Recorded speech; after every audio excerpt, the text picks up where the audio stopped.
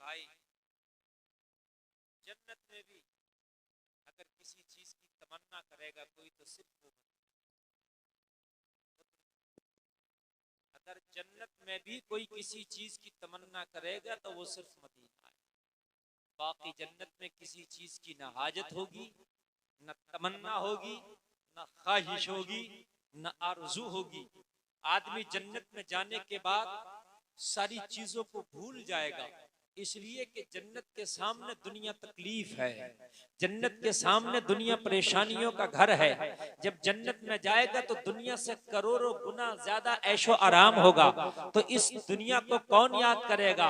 लेकिन अगर याद करेगा तो फिर मदीने को याद करेगा। बस मदीने को याद। एक सहाबी रसूल हैं, हजरत रबिया उनका नाम है। जरा गौर करें आशिकों, आज आप बैठे हो मेरी तकरीर सुनने, मैं हाजिर आया। मोहम्मद रजा भाई शायद बेटे हैं आपके, बड़ी मोहब्बत करते हैं, मुझे यहाँ काफी दिन से इसरार था आने का और मैं हाजिर आ गया। मेरी गुफ्तगू आज आप लाइव सुनने तो थोड़ा सा आप मदीने के हवाले से सुने, क्योंकि ये मदीने का सफर है इनका। और उसके बाद बहुत लंबा कोई जलसा अब नहीं चलने वाला, मैं आखिरी कड़ी हूँ, मुझे जितनी देर सुन लें उसके बाद सलातो सलाम और आप तशरीफ ले जाएंगे। हजरात, एक बार जिंदगी में मदीना जरूर देख लेना।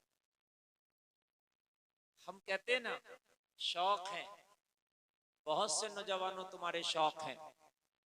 किसी का शौक है कि जिंदगी में एक बार यार आईफोन जरूर चलाऊंगा, किसी का शौक है जिंदगी में एक बार कार जरूर खरीदूंगा, किसी का शौक है यार एक बार शहर में घर जरूर बनाऊंगा। ये सारे काम बाद में करना हो या ना हो, लेकिन एक बार मदीना जरूर देख लेना। जवानी में देखना, उसका मजा ही कुछ अलग है इंशाअल्लाह। लोगों, तुमने क्या नबी की मोहब्बत को जाना है? परिंदों चरिंद ने मेरे नबी से मोहब्बत की है, परिंदों ने मेरे नबी से मोहब्बत की है, और ऐसी मोहब्बत की है जलसे में आने वालों, ऐसी मोहब्बत की है, ऐसी मोहब्बत की है, ऐसी मोहब्बत की है कि उस मोहब्बत का आप अंदाजा तक नहीं लगा सकते। फिर हम तो इंसान हैं, हमारा दिमाग तो इतना काम करता है, इतना काम करता है कि इंसान के दिमाग ने एरोप्लेन बना दिया, इंसान के दिमाग ने जमीन के मादनियात को, जमीन का सीना चीड़ कर जमीन के ऊपर निकाल कर रख दिया। पेट्रोल और डीजल जमीन से इंसान के दिमाग ने निकाल कर रख दिया। सारी चीजें हमारे दिमाग में आती हैं, ये क्यों नहीं आता कि नबी की मोहब्बत ही ईमान कामिल है। ये दिमाग माना चाहिए। अल्लामा इकबाल ने ऐसे ही नहीं कह दिया, बड़ी सोच समझ के कहा कि मोहम्मद से वफा तूने तो हम तेरे हैं। जरा कह दो ना सुभान। ज्यादातर नौजवान है, मेरी तकरीर सुनना नौजवानों, ये जब जवानी होती है ना इंसान के अंदर, तो इस दिल की एक कैफियत होती है, ये बहुत भागता है, इसके अंदर बहुत से चीजें घर बनाती हैं। ये दिल मोहब्बत का एकदम ताजमहल बना घूमता है, जल्दी से आए और इसमें मोहब्बत बसे। नौजवानों, ये दिल जो अल्लाह ने इतनी कीमती चीज तुम्हें दी है, ये दुनिया की खुराफातें बसाने के लिए नहीं, मदीने वाले मुस्तफा की मोहब्बत बसाने के लिए है। जिस दिन जवानी में मोहब्बत बस गई, खुदा की कसम उस दिन तुम दुनिया के कामयाब इंसान हो जाओगे, दुनिया के कामयाब। नबी से मोहब्बत करने वाला जब तक मरता नहीं, जब तक कि वो जन्नती ना हो जाए, जब तक नहीं मरता। अगर काफिर भी नबी से मोहब्बत कर लेना, काफिर भी, तो वो जब तक नहीं मरेगा जब तक कि अल्लाह उसे ईमान की दौलत से सरफराज ना करे, मर ही नहीं सकता, मेरा दावा और गारंटी। और पांचों टाइम की नमाज पढ़ने वाला भी अगर नबी से बुग़्ज़ रखेगा ना, तो खुदा की कसम मरेगा तो ईमान पर नहीं मरेगा। नमाज पढ़ना अलग है, नबी से मोहब्बत करना अलग है। इश्क़ मुस्तफा मोहम्मद की मोहब्बत दीन हक की शर्त है, इसी में हो अगर खामी तो सब कुछ नामुकम्मल है। नौजवानों, तुम किसे किसे दिल दे बैठे, तुम्हारा दिल कहां कहां घूमता फिरता है। आओ मैं तुम्हें बताता हूँ। मदीने के सहाबा का हाल ये था कि रात को ईशा की नमाज पढ़ते, मुस्तफा के चेहरे की जियारत करते, अपने घर चले जाते। रात को ईशा की नमाज पढ़ते नबी के पीछे और मुस्तफा के चेहरे की जियारत करते, अपने घर चले जाते। लेकिन मोहब्बत के तकाजे होते हैं कि महबूब अगर नजर ना आए तो फिर कहां नींद और कहां प्यास और कहां भूख। जब महबूब का मुखड़ा देख के, महबूब का चेहरा देख के लोग वो चले जाते अपने घरों में, बिस्तरों पे लेट जाते, तो नींद नहीं आती, नींद नहीं आती। करवट पर करवटें बदलते, कब फजर होगी जाके मस्जिद नबवी में नमाज पढ़ेंगे और महबूब के जाना का दीदार करेंगे। करवट पे करवटें बदलते नौजवानों, उनको नींद नहीं आती। जब दिल की बेकरारी ज्यादा बढ़ जाती तो उनका हाल ये था कि बिस्तर से उठते नबी की चौखट पे आके पड़ जाते। आलम बताना, और कहा जमीन पर, नंगी जमीन पर, ऐसी धूल पर, ऐसी कच्ची जमीन पे आके पड़ जाते, नबी के चौखट पे आके पड़ जाते, नबी के दर पे आके पड़ जाते और पढ़ के सोचते महबूब कभी तो हाजत से निकलेगा, महबूब हाजत से निकलेगा, महबूब की हाजत हो जाएगी और अपनी जियारत हो जाएगी। और जब जियारत होगी तो दिल को सुकून मिल जाएगा। यह हाल था शाम का। और आज नौजवानों, हमारा हाल क्या है? हमारा हाल ये है कि हमारे नौजवान को दुनिया भर की बात मालूम है, लेकिन मुस्तफा के बारे में बस पता है कि हाँ हमारे नबी है, लेकिन पता ये नहीं है कि तू नबी के लिए पैदा किया गया और कोई मकसद नहीं था तेरा पैदा करने। तुम कहोगे इबादत के लिए, कान खोल के सुनो, नबी से मोहब्बत के जरिए से ही इबादत होगी। इसलिए कि पैदा तो काफिर को भी किया गया, मगर काफिर पे नमाज नहीं, रोजा नहीं, हज नहीं, ज़कात नहीं, है तो वो भी इंसान। बात है कि नहीं है? काफिर पे हज नहीं, नमाज नहीं, रोजा नहीं, ज़कात नहीं, अरकाने दीन नहीं, मुसलमान पे सब कुछ है, तो फिर क्यों? इंसान वो भी है, इंसान ये भी है। पता चला इबादत बाद में, नबी से मोहब्बत पहले है। बाद में इबादत, पहले कलमा पढ़ेगा फिर इबादत करेगा। अगर काफिर है और 50 साल में भी उसने कलमा पढ़ा तो पहले की जिंदगी में जो उससे छूटा उसका हिसाब नहीं है। अब कलमा पढ़ के मर गया तो जन्नती होगा। लेकिन चूंकि तुम अभी से मुसलमान हो, पूरी जिंदगी रहे, तो तुमसे एक एक जर्रे का हिसाब होता है।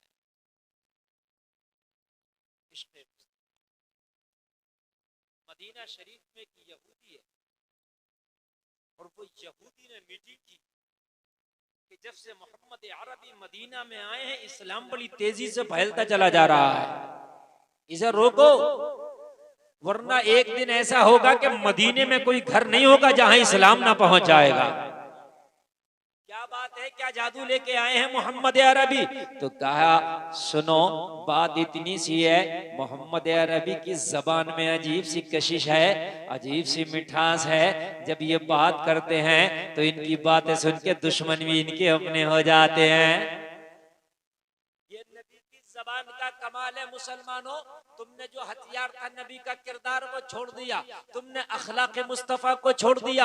आज तुम आइडियल बनाते हो मुंबई के हीरो को, आज तुम डायलॉग बोलते हो मुंबई के हीरो का, आज तुम बात करते हो हीरो की बात करने की तरह, आज दुनियादार की तरह तुम्हारा कल्चर हो गया।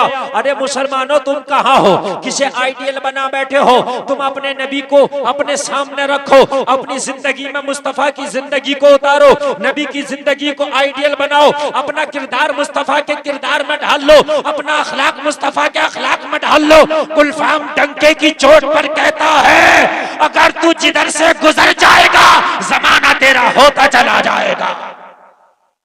जिधर से गुजरता चला जाएगा जमाना तेरा होता चला जाएगा। लेकिन अखलाक हमारा घटिया दर्जे का हो गया। निचले दर्जे का हो गया। सलाम करने के लिए हम बड़ों को तैयार नहीं। अगर मस्जिद का इमाम भी निकलता है तो हम ये सोच कर बैठते इमाम आ रहा, देखें सलाम करेगा कि नहीं करेगा। यार तेरी औकात कितनी सी है, तू मस्जिद के इमाम से ये सोच के बैठा है ये सलाम करेगा या नहीं करेगा। अरे आमीना के लाल जब गुजरते तो बच्चों को सलाम कर लिया करते थे, बच्चों को सलाम कर दिया करते थे। और मेरे नबी फरमाते हैं घर में दाखिल हो तो सलाम करो, बीवी हो तो सलाम करो, बच्चे हो तो सलाम करो, बाप हो तो सलाम करो, माँ हो तो सलाम करो। नबी फरमाते हैं घर में कोई ना हो तब भी सलाम करो। नबी फरमाते हैं उस घर की बरकत नहीं जाती जिस घर में सलाम करके दाखिल होते हैं, उस घर की बरकतें खत्म नहीं होती जिस घर में सलाम आम होता है। लेकिन हमारे यहाँ तो क्या, हम घर में दाखिल हुए तो झगड़ा लेके, लड़ाई लेके, गालियां लेके, बदमाशी लेके, गुंडागर्दी लेके, एक दूसरे पे लान तान करते हुए घर में दाखिल होते हैं। यही तो वजह है आज हमारे घर घर नहीं मुसीबत खाना बन गए।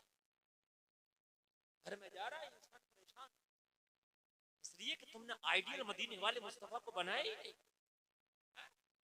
घर से निकले तो बच्चा निकलना टाटा करता हुआ है, ये क्या है। मेरे नबी फरमाते हैं घर से निकलो तो घर वालों को सलाम करके निकलो, और सलाम करने के बाद में कोई या अल्लाह मैंने अपना घर तेरी हिफ्ज़ो अमान में दिया, या अल्लाह तू इस घर का मालिक है, तो इस घर की हिफाजत फरमाना, फिर तू सफर पे निकलना। खुदा की कसम तेरा घर भी महफूज रहेगा, तेरे बीवी बच्चे भी महफूज रहेंगे।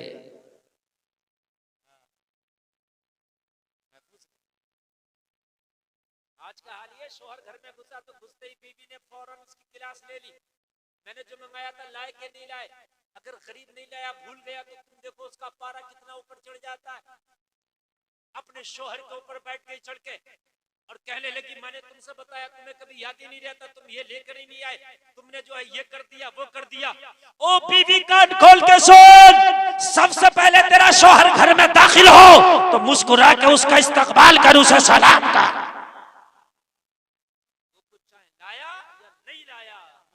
उसको सलाम। तेरा टेढ़ा चेहरा देख के तो उसका दिमाग वैसे ही खराब हो जाए। मुस्कुरा के उसका इस्तकबाल करो, उसे सलाम करो। अपने घरों को जन्नत का नमूना बनाओ। तुम मोबाइल में जितने फिल्में और जितने ऑडियो, जितने वीडियो, जितने गाने, जितने क्रिकेट देखते हो ना, इतना अगर किसी आलिम की तकरीर सुनो मुस्तफा की सीरत पर तो खुदा की कसम तुम्हारी जिंदगी में खुद ब खुद मजे आ जाएंगे। आदमी कहता है कि मेरे पास पैसा हो तो मजा आ जाए, मेरे पास बढ़िया कार बढ़िया बंगला हो मजा आ जाए, कहता नहीं कहता है। मगर मैं गारंटी के साथ कहता हूँ पैसे वाले को मजा नहीं आता ना। मैंने पैसे वालों को भी रोता था, मैंने पैसे वालों को भी परेशान देखा, मैंने पैसे वालों को भी नींद की गोलियां खा खा के सोते देखा, मैंने पैसे वालों को भी खाना खा के टैबलेट खाता देखा कि ये खाना हजम। सुकून पैसे में नहीं है ना मेरे भाई, न गाड़ी में सुकून है, न बंगले में सुकून है। सुकून अगर नबी की शरीयत और नबी की मोहब्बत और नबी की सुन्नत के मुताबिक जिंदगी गुजर रही है तो इसमें सुकून है, इसमें है बहार। एक बार यार ऐसी भी जिंदगी गुजार के देखो यार। बहुत हो गया कि इसकी तरह जिंदगी गुजार रहे हैं, कोई उसकी तरह गुजार रहा है, कोई इसकी तरह गुजार रहा है, कोई उसकी। एक बार मदीने वाले मुस्तफा की तरह गुजार के सुन्नतों पे एक बार कसम खा लो कि मुझे सुन्नत के खिलाफ जिंदगी गुजारना ही नहीं है। चाहे जमाना कुछ कहे, चाहे जमाना कुछ बोले, मगर मेरी जिंदगी गुजरेगी मुस्तफा की मोहब्बत में गुजरेगी। मैं दावा करता हूँ, डंके की चोट पर लिख के जाता हूँ, तेरी जिंदगी में जितनी बहारें आ जाएंगी पूरी दुनिया का करोड़पति भी तेरी तरह जिंदगी नहीं गुजार सकता।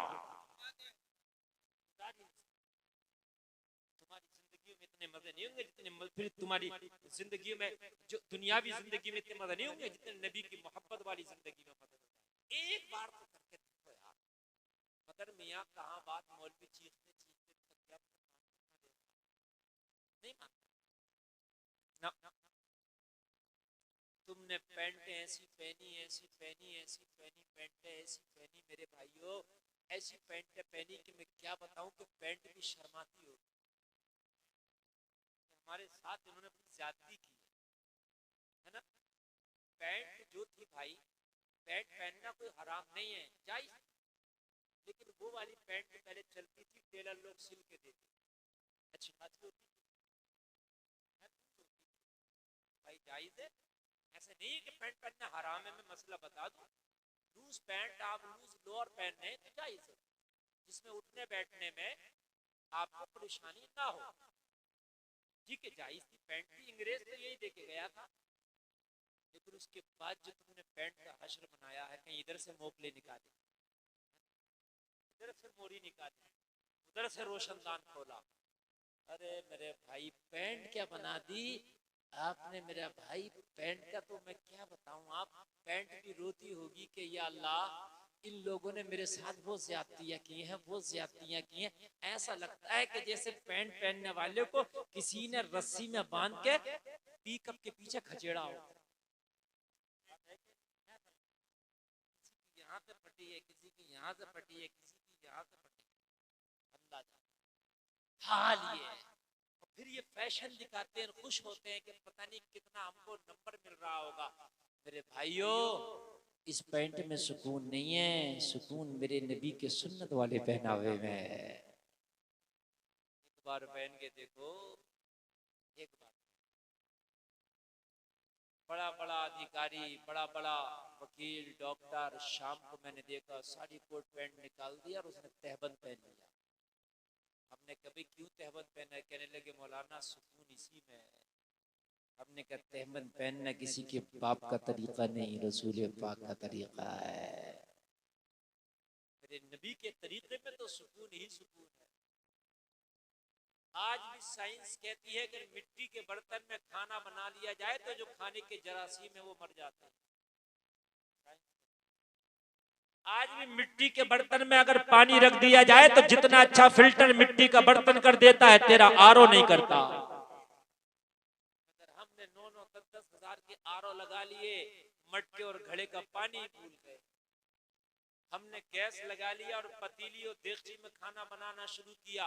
1900 डिग्री पे खाना बनता है, और जब 1900 डिग्री पे खाना बनता तो खाना जलता, तुम्हें दिखता नहीं मगर वो जला हुआ होता है, और जब तुम खाते हो ना तो तुम्हारे पेट को भी जला देता है। और मिट्टी के बर्तन में पहले खाना बनता था ना, तो मिट्टी के बर्तन की जो डिग्री है वो 100 से ऊपर जाने ही नहीं देता है। 100 से नीचे की डिग्री में खाना बनता है, और जब 100 से नीचे की डिग्री में खाना बनता है तो खाना धीरे धीरे बनता है, और जो धीरे धीरे बनता है वो खाना अच्छा होता है, उसे खाते हैं तो सेहतमंद होता है। मिट्टी के बर्तन में खाना पकाना किसी के बाप का तरीका नहीं, मदीने वाले मुस्तफा का तरीका है। और अपना के देखो और सुन्नत को अपना के देखो मेरे भाई। आज तो पेशाब पखाने भी खड़े खड़े और खाने पीने भी खड़े, सब बिल्कुल जानवर बनता है। समझ रहे हैं आप? न खाने में बैठने की जरूरत, न पेशाब पखाने में बैठने की, सब स्टैंडिंग चल रहा है। मेरे भाइयों कान खोल के सुनो, पेशाब पखाने ऐसे बनाओ कि आपके कपड़े और आपका बदन नापाक ना हो। बुखारी शरीफ की हदीस है, अगर पेशाब के छींटे भी तेरे ऊपर आ गए तो अज़ाब कब्र में तुझे गिरफ्तार किया जाएगा। बुखारी शरीफ की हदीस। अम्मा अहदुहुमा फकाना ला यस्ततिउ मिनल बौल, नबी फरमाते हैं कि कब्र में एक शख्स पर अजाब हो रहा था, मुस्तफा ने फरमाया इसलिए हो रहा है ये पेशाब की छींटों से नहीं बचता है। आज पैखानों में वेस्टर्न सीटें चल रही हैं, वो लगा ली, वो अंग्रेजों वाली, वो कुर्सियों वाली, वो बड़ा खुश हो रहा है। कहीं अगर हम जाके कह देते भाई ये क्या है यार, ये शैतानों वाली ना यार, कोई इंसानों वाली बता दे, तो सोचता मौलाना बड़ा ओल्ड माइंड है, मौलाना तो वही देहाती वाली बातें करता है। हमने कहा देहाती बात ही नहीं, मौलाना पाकी वाली बातें करता है। और नपाक इस पर बैठना मजबूरी की बात है, किसी का घुटना फुटना टूट गया तो अलग बात है यार, जो मजबूरी हो गई है। लेकिन तुझे क्या हो गया, मुझे ये तो बता दे। अल्लाह ने कुदरत में तेरा निजाम ऐसा बनाया है, ऐसा निजाम बनाया है, अगर अल्लाह ने जो नेचुरल तुझे बनाया है उस नेचुरल तरीके पे जिंदगी गुजारेगा तो बीमारियों से दूर रहेगा। नेचुरल से दूर करके अंग्रेजी तरीके को लाएगा तो बीमारियों में घिर जाएगा। नेचुरल तरीका।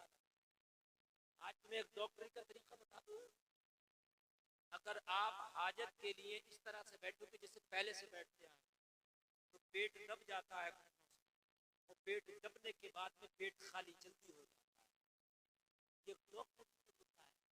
मैं आपको बता रहा हूँ, खाना खाने के लिए बैठो तो खड़े होकर ना खाओ, बैठ के खाओ, सुन्नत तरीका है। और बैठ के भी खाओ तो इस तरीके से खाओ कि ये पैर खड़ा कर लो, ये पैर बिछा लो, ये सुन्नत तरीका है। तो 5 रुपए की टोपी भी जेब में रख लिया करो नौजवानों, कहीं खाओ तो टोपी भी ओढ़ लिया करो। लेकिन तुम तो किसी का वलीमा देखकर टोपी के सब कुछ भूल जाते हो, सब भूल जाते हैं। तो बस जल्दी से मैं टेबल तक पहुंचूं और इस पर हमला करूं। अब मेरे भाई कान खोल के सुनो, अपनी पैंट में अगर तू 5 रुपए की टोपी रख लेगा और टोपी रख के खाना खाएगा, सारे वलीमे में मेहमान खा रहे होंगे, लेकिन टोपी वाले को जब जमाना देखेगा तो देख के पहचान जाएगा ये सब दुनियादार खा रहे हैं, ये मोहम्मद का वफादार खा रहा है। याद रहा, जोर से बोलो और जोर से।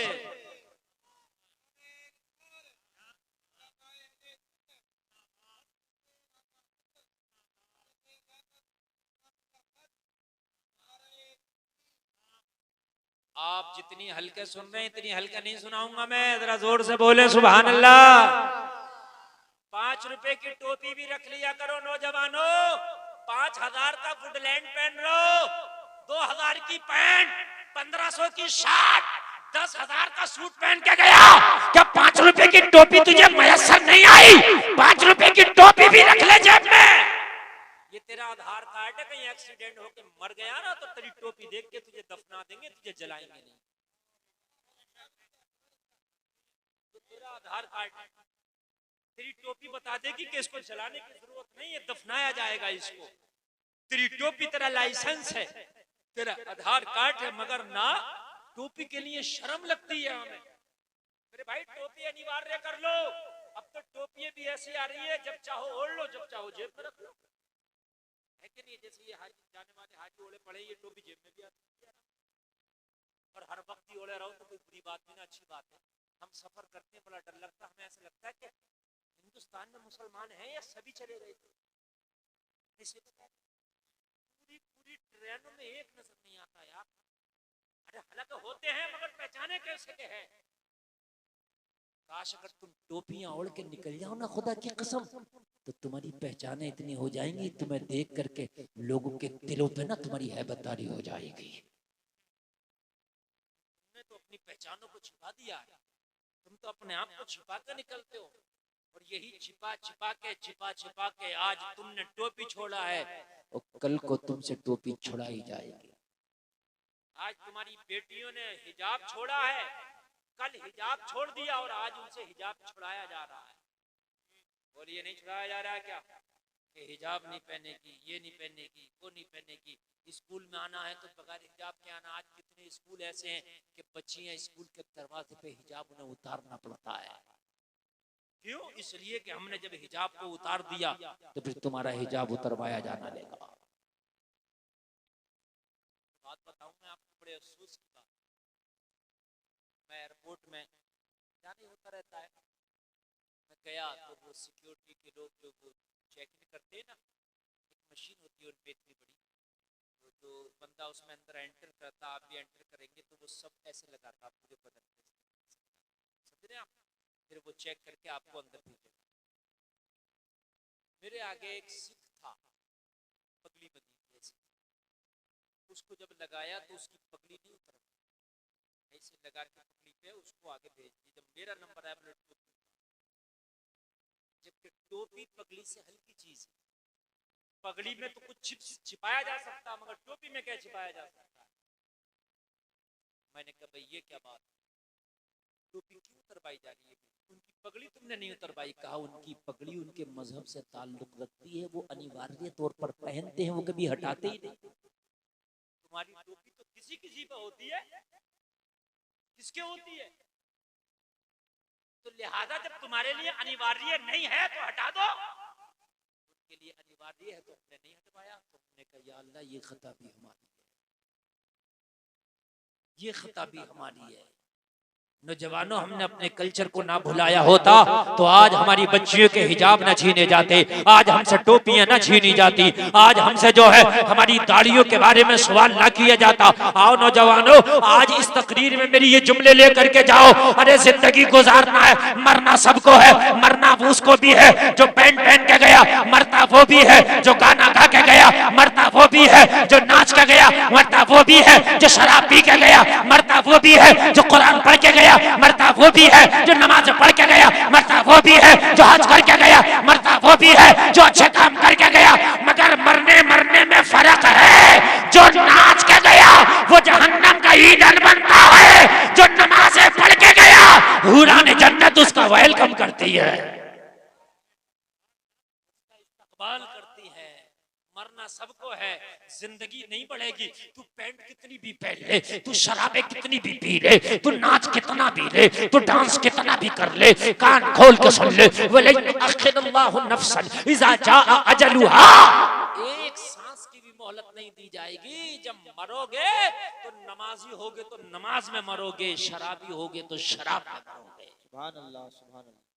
क्यों ना यार ऐसे काम कर लिए जाए जो मरे तो मरने के बाद कम से कम हम खुश होके जा रहे हैं।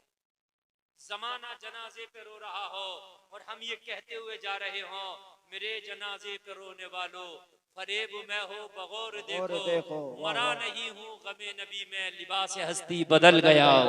बेशक, सुभान अल्लाह, सुभान अल्लाह। मोहब्बत करना है तो यार मदीने वाले से कर। उमर आधी दुनिया पे हुकूमत करके भी मोहब्बत किसी से ना किया, मोहब्बत किया तो मदीने वाले से किया। तवज्जो है। हजरत उमर की हुकूमत आधी दुनिया पर, हजरत उमर की आधी दुनिया पर हुकूमत, हमारे पास तो चार पैसे आ जाए, थोड़ा सा बिजनेस चलने लगे तो कहते हैं बड़े बिजी हैं, हमें तो टाइम ही नहीं है, न जलसे में जाने का टाइम, ना मस्जिद में जाने का टाइम, ना नमाज पढ़ने का टाइम, ना कुरान पढ़ने का टाइम, बिजी बिजी बिजी। चार पैसे जो आ गए, मेरे चार पैसों के मारे फटा फिर रहा। हजरत उमर आधी दुनिया पर हुकूमत करते, कितने जोर से बोलो यार, और जोर से कह दो, आधी दुनिया पे। ये तकब्बुर भी खा गया हमें, है कुछ नहीं। अगर बुलेट मोटरसाइकिल आ गई तो जब तक पूरे महल्ले को उसकी फटर फटर ना सुना रहा है, जब तक चैन से नहीं बैठ रहा। पूरे रिश्तेदारों को दिखागा, उसका सिलेंसर भी बदलवा लेता कि इसमें आवाज हमें ज्यादा आवाज वाला लगाओ। तकब्बुर भी खा गया तुम्हें, घमंड खा गया। फिरौन से ज्यादा दौलत है तेरे पास। कारून के खजाने की चाबियां 70 ऊंटों पे चलती थी, कितना खजाना था उसका। लेकिन कुत्ते भी आज उसकी कब्र पे जाने को तैयार नहीं, पता ही नहीं उसकी कब्र भी है कि ना है कि कहां है। जी जी, बेशक। क्या कारून का नाम है, शद्दाद का नाम मिट गया, फिरौन का नाम मिट गया, नमरूद का नाम मिट गया। तो तेरे पास चार पैसे, 2 मंजिला तूने मकान बना लिया, तेरी क्या होगा? मस्जिदों में जाके बड़ी जमारे आई इमाम का। एक तो वुजू कर रहा था, कह रहा मियां मैं इतना इंतजार क्यों नहीं किया, इमाम ने 5 मिनट रुक जाते, मेरी जमात निकल गई। अबे जमात का तू इंतजार करेगा, जमात तेरा इंतजार करेगा। प्रधान है, नंबरदार है, मुखिया चौकी है, कुछ भी है, तेरी औकात क्या है? नमाज का इंतजार तुझे करना पड़ेगा, नमाज किसी का इंतजार नहीं करती। वाह वाह वाह, बेशक। लड़ गया इमाम से। मैंने कहा मुखिया जी एक बात सुन लो, आज इमाम से लड़ लो, एक दिन वो भी होगा जिस तुम्हारी नमाज तैयार हो। वाह। तुम्हारी औकात तक ये कहने की ना होगी कि जरा जल्दी कर लो या देर कर लो। पढ़े हो गए, पढ़े जी। जो ऐलान ये इमाम कर देगा ना, उसके मुताबिक तेरी नमाज़े जनाजा हो रही होगी। जरा फटा कम। फिर अल्लाह फरमाता वला तमशी फिल अर्दी मरहा, अल्लाह फरमाता जमीन में अकड़ के ना चलो। जी वाह। अल्लाह मना करता। हाँ, हमने गरीबों को, कमजोरों को और जो है मिस्कीनों को तो कुछ समझे ही नहीं। चार पैसे आ गए, जरा सा हाईवे पे जमीन के आ गई 2 बिगल्ली, फटा फिर रहा पूरे गांव में, ये समझ रहा है कि मुझसे बड़ा इस वक्त कुछ है नहीं। इस वक्त तो साथ में आसमान पे जो है मेरी साहब वो है हुकूमत। कान खोल के सुन ले, तुझे अल्लाह ने मिट्टी से बनाया है, अल्लाह ने तुझे एक नापाक नुतफे से बनाया है। अल्लाह फरमाता मिम मनिय्यिन युमना, कुरान में 30वें पारे में पूरी तेरी हकीकत अल्लाह ने बयान कर दी। यखरुजु मिन बैनि सुल्बि व तराई, अल्लाह ने सब बता दिया कि तेरी हकीकत क्या है। अल्लाह ने फरमा दिया कि मैंने तुझे एक नापाक कतरे से पैदा किया है जो पीठ से निकलता है। तेरी हकीकत ये है, तू मरने से पहले, तू दुनिया में आने से पहले एक नापाक कतरा था, मरने के बाद मिट्टी हो जाना है। तेरी औकात क्या है? वाह वाह वाह वाह, बहुत अच्छा है मुफ्ती साहब। मरने से पहले, दुनिया में आने से पहले नापाक कतरा था, मरने के बाद मिट्टी हो जाना। हकीकत क्या थी? हकीकत क्या है तेरी? मेरे भाइयों तकब्बुर निकाल दो, वाह घमंड निकाल दो, इस जिंदगी से दुनिया को निकाल दो, मदीने वाले को ले आओ। जिस दिन मदीने वाले को ले आया, दुनिया तेरे पीछे पीछे आएगी। वाह वाह वाह वाह, बहुत अच्छा। ये मेरा तजर्बा करना, दुनिया साए की तरह है, इसके पीछे भागो तो ये हाथ नहीं आती, और जब तुम इसे पीछे छोड़ दो, ठोकर मार दो, तो ये तेरा पीछा नहीं छोड़ती। बेशक। हाय हाय, जरा बोलो ना सुभान अल्लाह। तू एक बार दुनिया से जी न लगा, मदीने वाले से दिल लगा के देख, फिर दुनिया तेरा पीछे ही नहीं छोड़ेगी। तुझे यकीन ना आए तो मैं बता दूं, एक मदीने वाले से दिल लगा के आया था, बल्कि उसे भेजा ही मदीने वाले ने था। नाम है ख्वाजा अजमेर, नाम है मुइनुद्दीन चिश्ती संजेरी अजमेरी, भेजा ही मदीने वाले ने था। मदीने वाले से दिल लगा के मेरा ख्वाजा अजमेर में आया था, दुनिया को ठोकर मार के आया था। दुनिया ऐसी पीछे पड़ी, ऐसी पीछे पड़ी, मेरा ख्वाजा अपनी कब्र में आराम कर रहा है, मगर दुनिया आज भी पीछा नहीं छोड़ रही है। आज भी नंबर लग रहे हैं, नंबर। तुम इसके पीछे लाइन में लगो, तुम इसके पीछे लगो, तुम इसके पीछे रहो। गलत तो नहीं कह रहा हूँ ना? ऐसे ही है। अगर यकीन ना हो तो जाकर देख लियो, नंबर लग रहे हैं। सुबह को जब तक दरवाजा खुलेगा नंबर लग जाते हैं। मैंने कहा मेरे ख्वाजा तू तो जमीन के अंदर आराम कर रहा है, अब दुनियादारी से क्या मतलब? कहा कुलफाम मैंने दुनिया को ठोकर मारी तो दुनिया ऐसी पीछे पड़ी कि पीछे ही नहीं छोड़। वाह, बहुत अच्छा है। और वो मालदार, वो अमीर जो ज़कात भी नहीं देते थे, सीधे पर रखे थे। समझ रहे हैं आप? प्लाटों का मालिक, जमीनों का, चकों का मालिक था, बड़ा बुड्ढा खुश था, मगर ज़कात के लिए जान निकलती थी। अगर ज़कात की बात करो तो कहता था बड़ा बेटा घर नहीं है, उससे मशवरा करूंगा हजरत जब रसीद कटवाऊंगा। अब छोटा बेटा घर नहीं है, बुढ़ाऊ खुद निकल गया मगर रसीद ना कटा सका। खुद निकल गया, ज़कात ना निकाल सका। खुद तो निकल गया मगर ज़कात ना निकाल सका। आज उनकी कब्रों पे कुत्ते तक जाने को पता नहीं है, उनकी औलादें तक उनकी कब्रों पे नहीं जा रही है, फातिहा के लिए तक तैयार नहीं है। और ये बात हकीकत बता रहा हूँ। अभी मुझे दिल्ली में एक साहब ने बताया, बोले हजरत एक आदमी इतना बड़ा जालिम था, कब्रिस्तान की जमीन काटी, चक्रोट काटे, लोगों की मेहनत काटी, गरीबों की छोटी छोटी जमीनें छीनी, कम कम पैसों में लोगों की जमीनें निकाली, जबरदस्ती निकाली, बहुत अपने बेटों को कैसे भी के अपने बेटों को जमीनें दे के चला गया।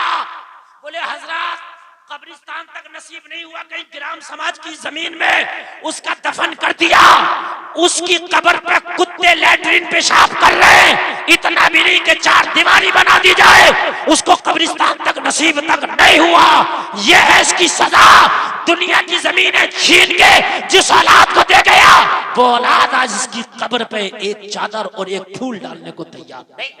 ऐसे ही है, ऐसे ही हक बात, बहुत अच्छा पैगाम।